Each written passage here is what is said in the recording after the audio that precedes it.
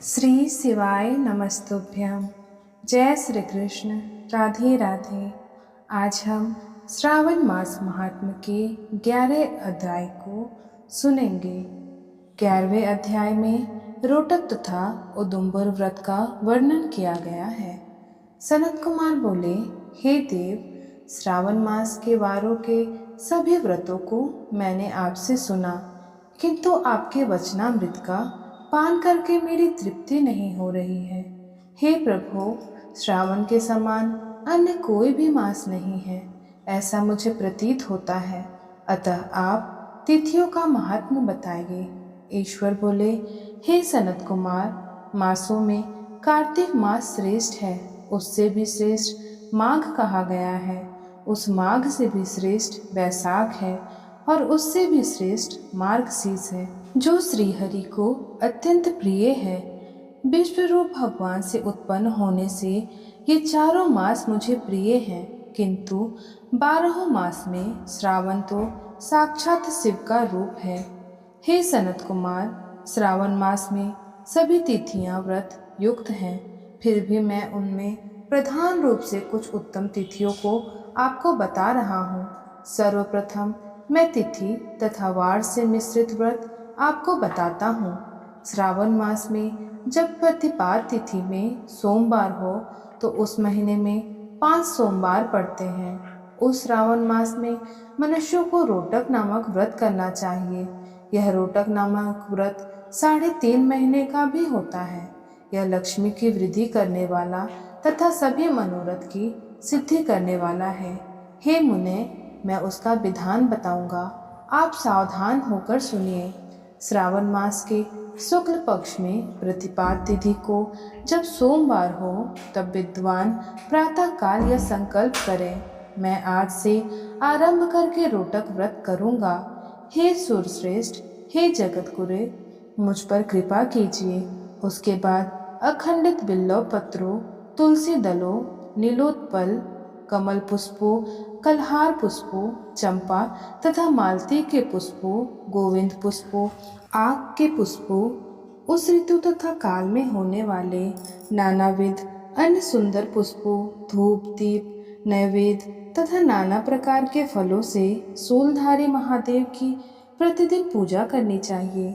विशेष रूप से रोटकों का प्रधान नैवेद्य अर्पित करना चाहिए। पुरुष के आहार प्रमाण के समान 5 रोटक बनाने चाहिए। बुद्धिमान को चाहिए कि उनमें से 2 रोटक ब्राह्मणों को दे, 2 रोटक का स्वयं भोजन करे और 1 रोटक देवता को नैवेद्य के रूप में अर्पित करें। बुद्धिमान को चाहिए कि शेष पूजा करने के अनंतर अर्घ्य प्रदान करे। केला, नारियल, जंबीरी नींबू, बीज पूरक, खजूर, ककड़ी, दाक, नारंगी, बिजोरा नींबू, अखरोट, अनार तथा अन्य और जो भी ऋतु में होने वाले फल हों, वे सब अर्घदान में प्रशस्त हैं। उस अर्घदान का फल सुनिए। 7 समुद्र सहित पृथ्वी का दान करके मनुष्य जो फल प्राप्त करता है, वही फल विधान पूर्वक इस व्रत को करके वह पा जाता है। विपुल धन की इच्छा रखने वालों को यह 5 वर्ष तक व्रत करना चाहिए। इसके बाद रोटक नामक व्रत का उद्यापन करना चाहिए। उद्यापन कृत्य के लिए सोने तथा चांदी के 2 रोटक बनाएं। प्रथम दिन अधिवासन करके प्रातःकाल शिव मंत्र के द्वारा धृत तथा उत्तम बिल्व पत्रों से हवन करें। हे तात, इस विधि से व्रत के संपन्न किए जाने पर मनुष्य सभी वांछित फलों को प्राप्त कर लेता है। हे सनत कुमार, अब मैं द्वितीया के शुभ व्रत का वर्णन करूंगा, जिसे श्रद्धापूर्वक करके मनुष्य लक्ष्मीवान तथा पुत्रवान हो जाता है। औदुंबर नामक वह व्रत पाप का नाश करने वाला है। शुभ सावन का महीना आने पर द्वितीया तिथि को प्रातःकाल संकल्प करके बुद्धिमान को विधि पूर्वक व्रत करना चाहिए। इस व्रत को करने वाला स्त्री हो या पुरुष, वह सभी संपदाओं का पात्र हो जाता है। इस व्रत में प्रत्यक्ष गूलर के वृक्ष की पूजा करनी चाहिए, किंतु गूलर वृक्ष ना मिलने पर दीवार पर वृक्ष का आकार बनाकर इन 4 नाम मंत्रों से उसकी पूजा करनी चाहिए। हे उदुम्बर, आपको नमस्कार है। हे पुष्पक, आपको नमस्कार है। जंतु सहित फल से युक्त तथा रक्त अंड तुल्य फल वाले आपको नमस्कार है। इसके आदि देवता शिव तथा शुक्र की भी पूजा गूलर के वृक्ष में करनी चाहिए। इसके 33 फल लेकर 3 बराबर भागों में बांट लेना चाहिए। इसमें से 11 फल ब्राह्मण को प्रदान करें, 11 फल देवता को अर्पण करें और 11 फलों का स्वयं भोजन करें।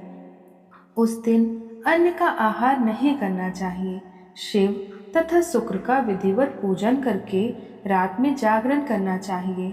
हे तात, इस प्रकार 11 वर्ष तक व्रत का अनुष्ठान करने के बाद व्रत की संपूर्णता के लिए उद्यापन करना चाहिए। सुवर्णमय फल, पुष्प तथा पात्र सहित एक गूलर का वृक्ष बनाएं और उसमें शिव तथा शुक्र की प्रतिमा का पूजन करें। उसके बाद प्रातःकाल होम करें। गूलर के शुभ कोमल तथा छोटे छोटे 108 फलों से तथा गूलर की समाधियों से तिल तथा धृत सहित होम करें। इस प्रकार होम कृत समाप्त करके आचार्य की पूजा करें। उसके बाद सामर्थ्य अनुसार 100 अन्यथा 10 ब्राह्मणों को ही भोजन कराएं। हे वत्स, इस प्रकार व्रत किए जाने पर जो फल होता है उसे सुनिए। जिस प्रकार यह गूलर का वृक्ष बहुत जंतु युक्त फलों वाला होता है, उसी प्रकार व्रतकर्ता भी अनेक पुत्रों वाला होता है और उसके वंश की वृद्धि होती है। यह व्रत करने वाला सुवर्णमय पुष्पों से युक्त वृक्ष की भांति लक्ष्मीप्रद हो जाता है। हे सनत कुमार, आज तक मैंने किसी को भी यह व्रत नहीं बताया था। गोपनीय से गोपनीय इस व्रत को मैंने आपके समक्ष कहा है। इसके विषय में संशय नहीं करना चाहिए और भक्तिपूर्वक इस व्रत का आचरण करना चाहिए। इस प्रकार श्री स्कंद पुराण के अंतर्गत ईश्वर सानत कुमार संवाद में श्रावण मास महात्म्य के प्रति पलरोटक व्रत द्वितीयोदुम्बर व्रत कथन नामक 11वां अध्याय पूर्ण हुआ। श्री शिवाय नमस्तुभ्यं। जय श्री कृष्ण। ओम नमः शिवाय।